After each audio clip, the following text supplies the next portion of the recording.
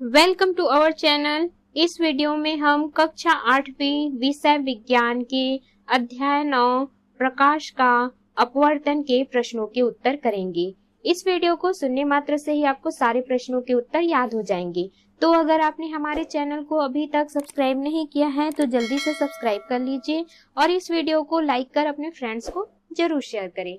तो चलिए शुरू करते हैं। सबसे पहला प्रश्न है, सघन माध्यम से विरल माध्यम में प्रकाश किरण के जाने पर उसके पथ में क्या परिवर्तन होगा? इसका उत्तर है, सघन माध्यम से विरल माध्यम में प्रकाश किरण के जाने पर उसके पथ में परिवर्तन होगा, उसका विचलन लंब से परे होगा। प्रश्न दूसरा है, माध्यम 1 से माध्यम 2 में जाने पर प्रकाश की किरण लंब की ओर विचलित होती है। इन माध्यमों की सघनता या विरलता के बारे में आप क्या कह सकते हैं? इसका उत्तर है, माध्यम 1 से माध्यम 2 में जाने पर प्रकाश की किरण लंब की ओर विचलित होती है, अतः माध्यम 1 विरल माध्यम तथा माध्यम 2 सघन माध्यम है। प्रश्न तीसरा है, एक प्रकाशीय माध्यम की सतह पर लंबवत पड़ने वाली प्रकाश की किरण किस दिशा में आगे बढ़ेगी? इसका उत्तर है, एक प्रकाशीय माध्यम की सतह पर लंबवत पड़ने वाली प्रकाश की किरण उसी दिशा में वापस लौट जाती है। प्रश्न चौथा है, कांच पानी से अधिक सघन माध्यम है, अतः हवा से कांच का अपवर्तनांक हवा से पानी के अपवर्तनांक से कम होगा या ज्यादा? इसका उत्तर है, कांच पानी से अधिक सघन माध्यम है, अतः हवा से कांच का अपवर्तनांक हवा से पानी के अपवर्तनांक से ज्यादा होगा। अगला है, इनके उत्तर दीजिए के प्रश्न। प्रश्न पहला, लेंस किसे कहते हैं? ये कितने प्रकार के होते हैं? इसका उत्तर है, 2 पृष्ठों से घिरे हुए उस पारदर्शी माध्यम को लेंस कहते हैं जिसका एक पृष्ठ गोलीय होता है तथा दूसरा पृष्ठ गोलीय या समतल होता है। लेंस मुख्यतः 2 प्रकार के होते हैं, पहला उत्तल लेंस, दूसरा अवतल लेंस। प्रश्न दूसरा है, परिभाषित कीजिए। पहला है, मुख्य अक्ष। लेंस के दोनों ओर गोलीय पृष्ठों के वक्रता केंद्रों को मिलाने वाली रेखा को मुख्य अक्ष कहते हैं। तो इसके उत्तर में आपको इस प्रकार से चित्र बनाना है। ये मुख्य अक्ष है। ख है, प्रकाश केंद्र। यह लेंस का केंद्र है जिसमें से प्रकाश बिना मुड़े गुजर जाता है। तो इसके उत्तर में आपको इस प्रकार से चित्र बनाना है। ग है, फोकस दूरी। यह मुख्य फोकस और प्रकाश केंद्र के बीच की दूरी है। इसमें इस प्रकार से आपको चित्र बनाना है। प्रश्न तीसरा है, लेंस द्वारा प्रतिबिंब बनाने के नियम लिखिए। इसका उत्तर है, लेंस द्वारा प्रतिबिंब बनने के नियम है, पहला, जो किरण प्रकाश केंद्र से होकर जाती है वह बिना विचलन के सीधी चली जाती है। इसमें आपको इस प्रकार से चित्र बनाना है। दूसरा, जो किरण मुख्य अक्ष के समांतर आपतित होती है वह लेंस से अपवर्तन के बाद मुख्य फोकस से होकर जाती है। उत्तल या मुख्य फोकस से होकर आती हुई प्रतीत होती है अवतल लेंस में। तो इसके उत्तर में आपको इस प्रकार से चित्र बनाना है। तीसरा, जो किरण मुख्य फोकस से होकर आपतित होती है उत्तल या मुख्य फोकस की दिशा में आपतित होती है वह किरण अपवर्तन के पश्चात मुख्य अक्ष के समांतर हो जाती है। अगला है प्रश्न चौथा, सिनेमा हॉल के पर्दे पर दिखाई देने वाले चित्र वास्तविक होते हैं या आभासी? इसका उत्तर है, सिनेमा हॉल के पर्दे पर दिखाई देने वाले चित्र वास्तविक होते हैं। अगला है, इनके उत्तर दीजिए के प्रश्न। प्रश्न पहला, स्पष्ट दृष्टि की न्यूनतम दूरी का मान कितना होता है? इसका उत्तर है, स्पष्ट दृष्टि की न्यूनतम दूरी का मान 25 सेंटीमीटर होता है। प्रश्न दूसरा है, मानव नेत्र में प्रतिबिंब कहाँ पर बनता है? इसका उत्तर है मानव नेत्र में प्रतिबिंब रेटिना पर बनता है। प्रश्न तीसरा है, निकट दृष्टि दोष क्या है? इसे कैसे दूर किया जाता है? इसका उत्तर है, जब निकट की वस्तुएं स्पष्ट रूप से दिखाई देती हैं किंतु दूर की वस्तुएं स्पष्ट रूप से दिखाई नहीं देती, तो इस प्रकार के दृष्टि दोष को निकट दृष्टि दोष कहते हैं। इस दृष्टि दोष को दूर करने के लिए अवतल लेंस का उपयोग किया जाता है। तो इसमें इस प्रकार से चित्र बनाना है। प्रश्न चौथा है, दूर दृष्टि दोष से आप क्या समझते हैं? इसे कैसे दूर किया जाता है? इसका उत्तर है, जब दूर की वस्तुएं स्पष्ट रूप से दिखाई देती हैं किंतु निकट की वस्तुएं स्पष्ट रूप से दिखाई नहीं देती है, तो इस प्रकार के दोष को दूर दृष्टि दोष कहते हैं। इसमें नेत्र लेंस के में तनाव होने के कारण नेत्र की फोकस दूरी अधिक हो जाती है। परिणाम स्वरूप निकट वस्तु का प्रतिबिंब दृष्टि पटल के पीछे बनता है। इसे उत्तल लेंस के द्वारा दूर किया जाता है। तो इसमें इस प्रकार का चित्र आपको बनाना है। अगला है अभ्यास के प्रश्न। प्रश्न पहला, सही विकल्प चुनकर लिखिए। पहला, कांच का अपवर्तनांक होता है, तो इसका उत्तर है का 1.5। दूसरा है,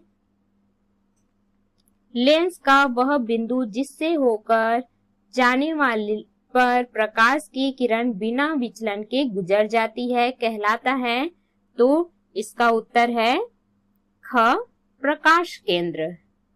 तीसरा है, जब प्रकाश की किरण एक माध्यम से दूसरे माध्यम में जाती है तो अपने पूर्व पथ से विचलित हो जाती है, इसे कहते हैं प्रकाश का अपवर्तन। चौथा है, उत्तल लेंस द्वारा बनने वाले प्रतिबिंब की स्थिति क्या होगी जब वस्तु 2f पर हो, तो इसका उत्तर है 2f पर। अगला है प्रश्न दूसरा, उचित संबंध जोड़िए। यहाँ पर कॉलम अ में वस्तु की स्थिति दी गई है और ब में प्रतिबिंब की स्थिति। इसको हमको सही जोड़ी बनाना है। पहला है, वस्तु की स्थिति F पर, तो प्रतिबिंब की स्थिति होगी अनंत पर। दूसरा है, F और 2F के बीच, तो इसका उत्तर होगा 2F से परे। तीसरा है, 2F से परे F और 2F के बीच। चौथा है, F और प्रकाश केंद्र के बीच, तो इसका उत्तर है ख, वस्तु की ओर ही। प्रश्न तीसरा है, निम्नलिखित प्रश्नों के उत्तर दीजिए। प्रश्न पहला, अपवर्तन से आप क्या समझते हैं? इसका उत्तर है, जब प्रकाश की किरण एक माध्यम से दूसरे माध्यम में प्रवेश करती है तो वह अपने मार्ग से विचलित हो जाती है। प्रकाश किरण के विचलन की इस घटना को अपवर्तन कहते हैं। प्रश्न दूसरा है, जब प्रकाश की किरण कांच से होकर जल में प्रवेश करेगी तब वह किस ओर झुकेगी? अभिलंब की ओर या अभिलंब से दूर? समझाइए। इसका उत्तर है, जब प्रकाश किरण कांच से जल में प्रवेश करती है तो वह अभिलंब की ओर झुक जाती है, क्योंकि कांच विरल माध्यम है और जल सघन माध्यम है। जब कोई प्रकाश किरण विरल माध्यम से सघन माध्यम में प्रवेश करती है तो वह अभिलंब की ओर झुक जाती है। प्रश्न तीसरा है, किसी माध्यम के अपवर्तनांक से आप क्या समझते हैं? इसका उत्तर है, प्रकाश किरण का एक माध्यम निर्वात में प्रकाश का वेग और दूसरे माध्यम में प्रकाश के वेग का अनुपात उस माध्यम का अपवर्तनांक कहलाता है।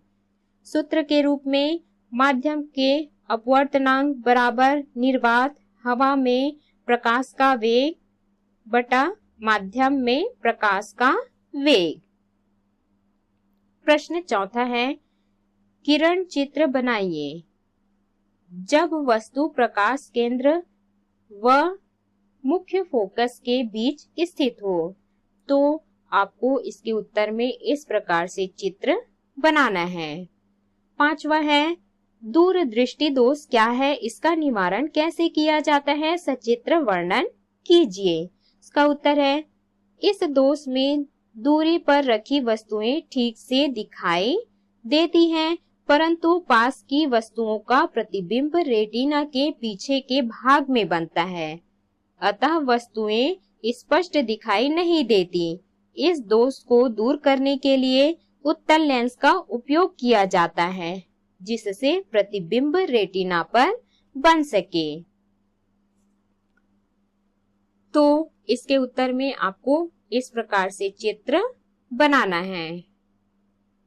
अगला है प्रश्न छठवां, एक क्रियाकलाप द्वारा दर्शाइए कि आपतित किरण, परावर्तित किरण तथा आपतन बिंदु पर अभिलंब एक ही तल में होते हैं। इसका उत्तर है, आपतित किरण, परावर्तित किरण तथा आपतन बिंदु पर अभिलंब एक ही तल में होते हैं को दर्शाने के लिए क्रियाकलाप निम्न है।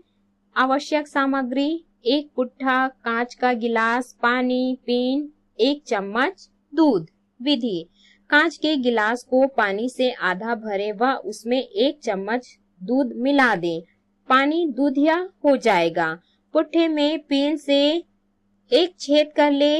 अब किसी प्रकाश स्रोत के प्रकाश को पुट्ठे पर इस प्रकार व्यवस्थित करें कि उसमें बने छेद से निकलने वाली प्रकाश की किरण गिलास में पानी की सतह से टकराए। गिलास को ऊपर से देखने पर दूधिया पानी में से गुजरती हुई प्रकाश की किरण दिखाई देगी। जब प्रकाश की किरण एक प्रकाशीय माध्यम हवा से दूसरे प्रकाशीय माध्यम दूध या पानी में जाती है तो वह दोनों माध्यमों के संपर्क तल पर मुड़ जाती है। इस प्रकार इस प्रयोग में आपतित किरण, परावर्तित किरण तथा आपतन बिंदु पर अभिलंब तीनों एक ही तल में होते हैं।